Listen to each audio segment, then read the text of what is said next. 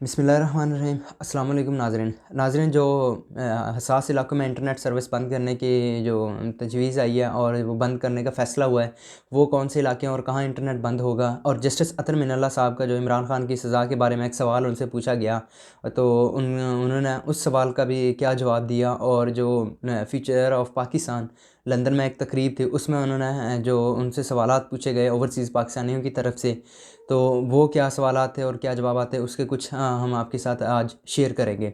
नाज़रीन, मेरा नाम मोहम्मद उमर फ़ारूक है। आप हमारा डिजिटल चैनल देख रहे हैं उमर राजपूत। नाज़रीन, सबसे पहले जो हम आपके साथ इत्तलात शेयर करते हैं कि बलूचिस्तान की निगरान हुकूमत जो है, उन्होंने दहशत गर्दी के ख़तरात के पेश नज़र जो हसास इलाके हैं वहाँ इंटरनेट सर्विस बंद करने का फ़ैसला किया है। इलेक्शन वाले दिन वहाँ इंटरनेट सर्विस बंद होगी। जैसे कि फ़ेसबुक, ट्विटर हो गया, एक्स है, उनके थ्रू दहशत गर्दी का ख़तरा है, तो इस वजह से उन्होंने बलूचिस्तान के जो हसास इलाक़ों में पोलिंग स्टेशंस हैं वहाँ इंटरनेट सर्विस बंद करने का फ़ैसला किया है।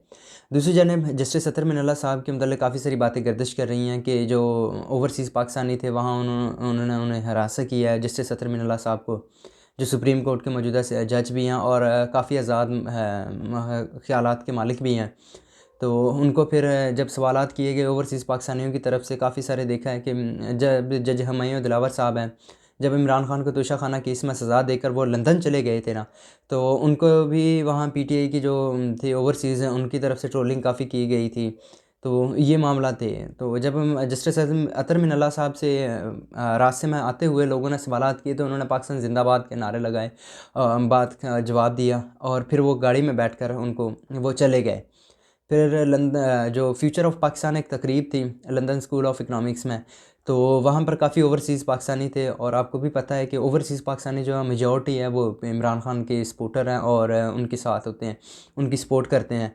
तो उनसे मुतल्लिक जो हालिया सज़ाएँ हुई हैं, इसके मुतल्लिक भी जस्टिस अतर मिनल्ला साहब से वहाँ सवाल किया गया कि जो एक थे मौजूद पीटीआई के इमरान खान के सपोर्टर ही, तो उन्होंने इय्याका नअबुदु व इय्याका नस्तईन से बात शुरू करके उन्होंने कहा कि जब इमरान खान को सज़ा हुई है तो ये चीज़ें। खैर, जस्टिस अतर मिनल्ला साहब से काफ़ी सख्त सवालात भी किए गए, लेकिन उन्होंने तहम्मुल मिज़ाजी से सारे सवालों का जवाब दिया। तो उनसे जब ये पूछा गया तो उन्होंने कहा कि वो कोई भी जब भी अपीलें मेरे सामने आएँगी तो बग़ैर नाम लिए और हिडन वर्ड्स में मतलब क्या है कि जब अपीलें मेरे सामने आएँगी तो जब फ़ैसला होगा फिर तनकीद का और फिर आप तनकीद कर सकते हैं। हमने देखा भी है, जब उन्होंने इमरान खान को जो साइफ़र केस में इनोसेंट कहा, तो उस तरफ नून लीग की तरफ से काफ़ी ज़्यादा तनकीद भी की गई थी उन पर। और इस चीज़ पर वो काफ़ी तनकीद में भी रहे थे, इनोसेंट यानी कि मासूम। हालाँकि जो काफ़ी सारे जो सीनियर लॉयर्स भी हैं और इस चीज़ को कहते हैं कि जब तक किसी पे जुर्म साबित ना हो ना, तो मासूम ही नज़र कानून की नज़र में रहता है। जब जुर्म साबित हो गया तो फिर वो मुजरिम होगा ना। तो ये चीज़ थी। और जस्टिस अतर मिनल्ला साहब ने वहाँ तकरीब में कहा कि मैं अदलिया के जो फ़ैसले हैं उनका दिफ़ा नहीं करूँगा। और जबरी गुमशुदगियों के बारे में भी उन्होंने बात की कि केपीके और बलूचिस्तान में भी हो जाती हैं तो पंजाब में भी हो जाएँ तो ये अलग मसला क्यों है, इस पर भी है। और उनका मज़ीद कहना था कि जितनी भी हुकूमतें आई हैं उनमें ये मामला चलते रहे हैं। और इज़हार राय आज़ादी जो सहाफ़ियों के साथ है मामलात, उस पर भी उन्होंने बातचीत वहाँ की। और उनका कहना था कि हर किसी को बोलने का हक़ हो। जैसे कि वो इस्लामाबाद हाई कोर्ट में जो सहाफ़ियों की ऑटो वर्कशॉप थी, उसमें भी इस चीज़ को वो कह चुके हैं। और उनका तो फ़ैसले भी जितने देखे ना तकरीबन वो आज़ाद माइंडेड हैं। वो कहते हैं तनकीद का हक़ होना चाहिए, आप तनकीद करें। तो जज को है जो वो तनकीद से नहीं घबराना चाहिए और उसको आईन और कानून के मुताबिक फ़ैसले देने चाहिए। और नाज़रीन, जो उनके एक सवाल पूछा गया था इमरान खान के बारे में, तो उन्होंने ये तो जवाब दिया कि ज़ाहिर-सी बात है उनके पास अपीलें आएँगी। जब ये एक इंटरेस्टिंग चीज़ ये है कि 9 मई का वाक़या हुआ था ना, तो जो चीफ़ जस्टिस उमर अता बंदयाल साहब की सरबराही में जो बेंच समाअत कर रहा था, उसमें जस्टिस अतर मिनल्ला साहब भी थे। तो उनके इसरार करने पर जो इमरान खान को 10 मई को तलब किया गया था सुप्रीम कोर्ट में। और जब गुड टू सी यू कहा गया चीफ़ जस्टिस उमर अता बंदयाल की तरफ से, तो इस पर भी काफ़ी ज़्यादा तनकीद हुई।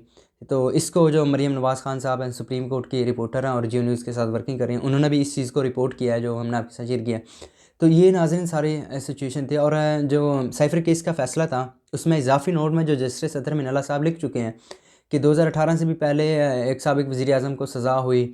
और तो ये चीज़ नहीं होनी चाहिए कि जो साबिक़ वज़ीर-ए-आज़म हैं, तो ये उनका जो वे ऑफ़ माइंड है वो ठीक है कि हर किसी को इलेक्शन लड़ने की इजाज़त होनी चाहिए। अवाम को फ़ैसला करने दें, अवाम जिसको चाहे उसको मुंतखब कर ले, जिसको चाहे उसको ना मुंतखब करे। तो ये चीज़ें थी। अब देखना है कि आगे क्या बनता है तो जितनी भी अपडेट्स आ रहे हैं हम आपके साथ शेयर करेंगे, क्योंकि जस्टिस अतर मिनल्ला साहब है ना, उन पर काफ़ी ट्रोलिंग भी रही है। जब वो पीटीआई के दौरे हुकूमत में भी पीटीआई के हक़ में काफ़ी इमरान खान साहब खुद भी उनके अदालत में पेश होते रहे हैं, तो वो फैसले भी देते रहे हैं चीफ जस्टिस से। तो उन पर नून लीग की तरफ से भी ट्रोलिंग होती रही है, बाकी जमातों की तरफ से। जब उन्होंने मरीम नवाज़ साहिबा और नवाज़ शरीफ साहब इनके हक़ में भी फ़ैसले देना शुरू किए, तो फिर पीटीआई की तरफ से इनकी ट्रोलिंग होती रही। तो वो दोनों जानिब से उनको मतलब तनकीद का सामना था। हालांकि ये आज़ाद माइंडेड हैं, जस्टिस मंसूर अली शाह साहब हो गए, जस्टिस याहिया अफरीदी हो गए, तो ये खिलाफ हम थे और ये आज़ाद माइंडेड के हैं। और ये इनका एक ही तकरीबन होता है कि व्यू कि हर किसी को बोलने का हक़ हो, बोले तनकीद करनी है तो उसको करने दें। क्योंकि जो आर्टिकल 10A भी है, आर्टिकल 17A का भी हवाला देते हैं कि इनका में हर शहरी को जो आज़ादी का हक़ है वो बोलना चाहिए।